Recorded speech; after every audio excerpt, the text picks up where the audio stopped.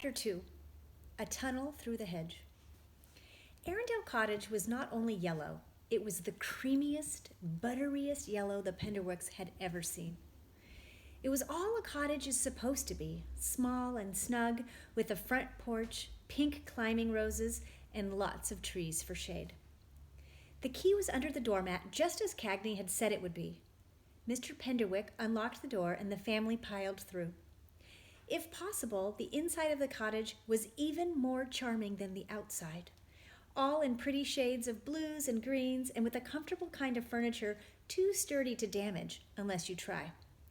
Off the living room was a cozy study with a big desk and a sleeping couch, which Mr. Penderwick immediately claimed for himself, saying he wanted to be as far as possible from the maddening crowd. Now it was time for the sisters to go upstairs and choose their bedrooms. "Dib's first choice!" Skye headed towards the steps with her suitcase. "No fair," said Jane. "I hadn't thought of it yet." "Right. I thought of it first, which is why I get first choice," said Skye, already halfway up to the second floor. "Come back, Skye," said Rosalind. "Hound draws for order."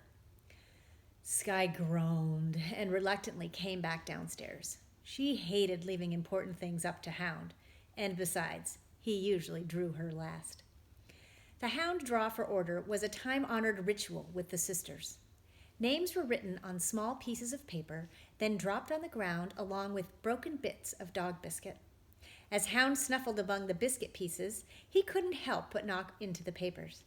The person whose paper his big nose hit first was given first choice. Second hit, second choice, and so on.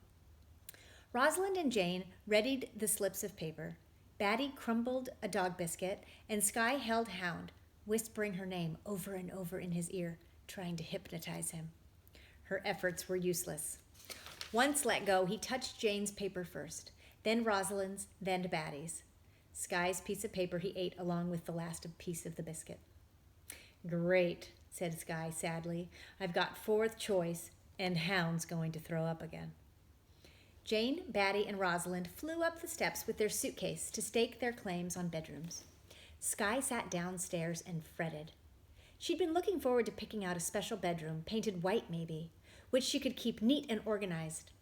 Once upon a time, many years ago, she had slept in a room like that. But then Batty was born and put into Jane's room, and Jane moved in with Skye, and suddenly half of Skye's bedroom was painted lavender and filled with Jane's dolls and books and untidy piles of paper. Even that wouldn't have been so bad if the dolls and papers weren't always drifting over to Skye's side of the room. It had driven Skye crazy, and since Jane had gotten no neater over time, still did. And now on vacation, Skye had the last pick and would probably end up in some dark, ugly closet. Life was unfair. Rosalind was calling from upstairs. "Skye, we've all chosen. Come see your bedroom." Skye dragged herself up the stairs and down the hall to the bedroom Rosalind pointed out. She walked in and was so surprised she let her suitcase fall to the floor with a loud thump. This was no dark, ugly closet. Her sisters had left her the most perfect bedroom Skye had ever seen. The room was large and white and sparkling clean, with polished wood floors and 3 windows. And 2 beds, a whole extra bed without a sister to go along with it. She wouldn't change a thing about the room, Skye decided. She would leave her stuff in her suitcase and store the suitcase in the closet and keep the dresser top bare and the bookshelf empty. No dolls, no combs, no brushes, no notebooks full of Sabrina Starr stories. And she would use both beds, sleeping in one on Mondays, Wednesdays, and Fridays, and in the other one on Tuesdays, Thursdays, and Saturdays. Sunday nights, she would have to switch in the middle of the night. Skye opened her suitcase, pulled out a math book. She was teaching herself algebra for fun, and wrote the bed schedule next to her favorite word problems about trains traveling in different directions. Next, she rummaged around for her lucky camouflage hat, the one she'd been wearing when she fell off the garage roof and didn't break any arms or legs. There it was, under her black t-shirts. Skye crammed the hat onto her head and closed the suitcase and shoved it into the closet. "Now for exploring," she said, and after one more long, satisfied look at her glorious bedroom, left in search of her sisters.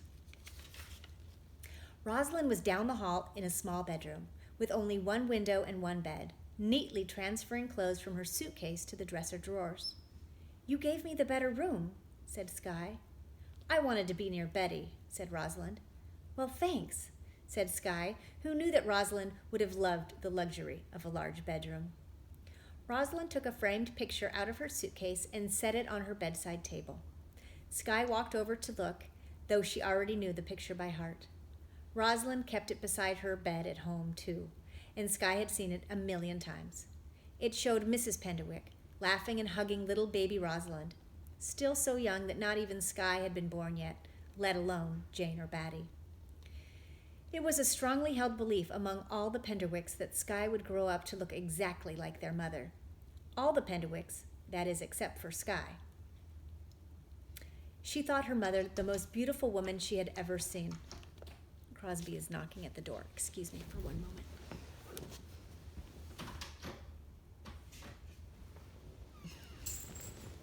Come here. Come here.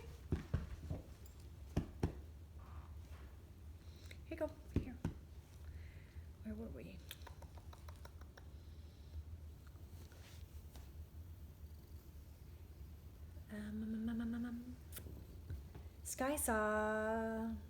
She thought her mother the most beautiful woman she'd ever seen, and it certainly wasn't beauty that Skye saw when she looked in the mirror. The blonde hair and blue eyes were the same, true, but that was it as far as Skye could tell. And then, of course, there was the other big difference. Skye couldn't imagine herself ever hugging a little baby and laughing at the same time. Batty burst out of Rosalind's closet, her wings flying behind her. "I found a secret passage," said Batty. Skye looked into the closet and saw straight through into another bedroom exactly like Rosalind's, but with Batty's suitcase lying open on the bed. "It's not a secret passage. It's a closet between two bedrooms." "It's a secret passage, and you can't use it." Skye turned her back on Batty and said to Rosalind, "I'm going exploring. Do you want to come?" "Not now. I'm still getting settled." "Can Batty go with you?" said Rosalind. "No," said Skye and Batty together. Skye left before Rosalind could try to change anyone's mind. Jane had staked her claim on the third floor, which was really the attic. Skye skipped up a steep flight of steps and discovered her younger sister perched on a narrow brass bed, writing furiously in a blue notebook and muttering to herself.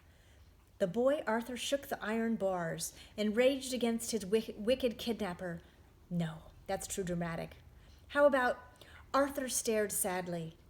No, the lonely boy named Arthur stared sadly out the window, never dreaming that help was on the way. Oh, that's a good sentence.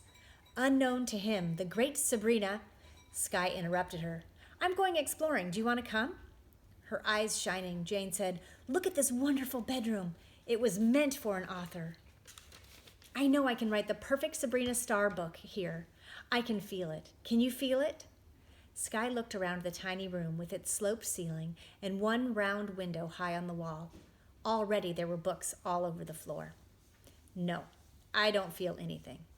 "Oh, try harder. The feeling is so strong. I'm sure that some famous writer has been here before me, like Louisa May Alcott or Patricia MacLachlan. Jane, do you want to come with me or not?" "Not now. I have to write down some ideas for my book. I might have Sabrina Starr rescue an actual person in this book. A boy. What do you think?"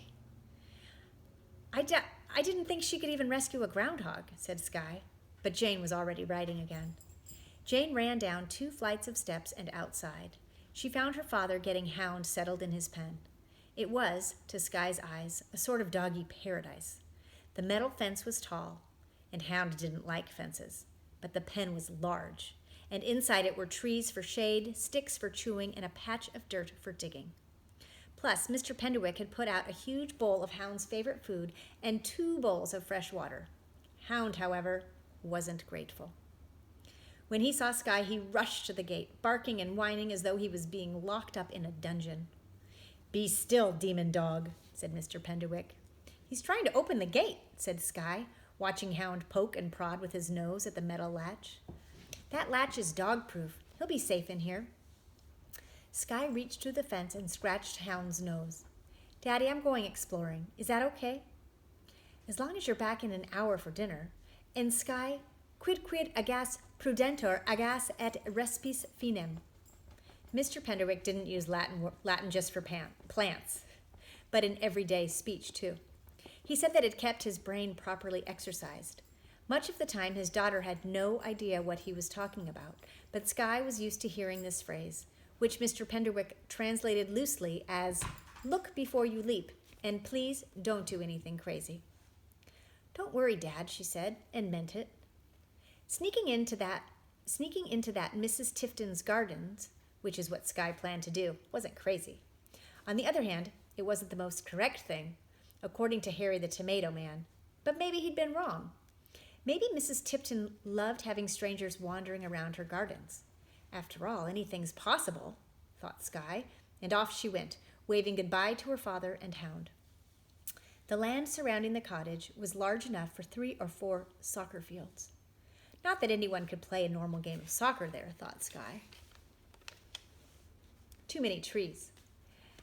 They grew thickest behind the cottage, and the spaces between were filled with nasty, thorny underbrush. The land in front was much more inviting. Here the trees were farther apart, and pretty grasses and wildflowers grew among them. On one side of the property, a high stone wall separated the cottage from its neighbors. Along the front and the other side ran a boundary hedge. Skye knew that Mrs. Tifton's gardens were beyond that hedge. She had 2 options for getting there. She could walk back up the driveway and through the break in the hedge. Boring, and likely to lead to being caught. It's hard to hide on a driveway. Or she could crawl around the hedge and emerge in some sheltered garden nook where neither Mrs. Tifton nor anyone else would be likely to see her. Definitely option number 2, Skye decided, veering away from the driveway and toward the hedge. But she found the hedge to be thicker and more prickly than she had anticipated, and after several attempts to crawl through, she had accomplished nothing except snagging her hat twice and scratching her arms until it looked as though she'd fought a tiger. Then, when she was just about to give up and go around by the driveway, she discovered a way in. It was a tunnel, carefully hidden behind a clump of tall wildflowers and just the right size for going through on all 4s. Now, if Rosalind had been the first to discover that tunnel, she would have noticed that it was too neatly trimmed and pricker-free to be there by mistake. And she would have figured that someone used it often, and that someone probably wasn't Mrs. Tifton. If Jane had been the first, she too would have realized that natural forces hadn't formed that tunnel. Her explanation would have been nonsense, an escape route for convicts on the run or talking badgers, but at least she would have thought about it. But this was Skye. She only thought, "I need a way through the hedge, and here it is." And then she plunged. She emerged on the edge of the enormous formal gardens, directly behind a marble statue of a man wrapped in a bedsheet and holding a thunderbolt over his head. It seemed to Skye a ridiculous thing to put in a garden, but she was glad for the cover of it.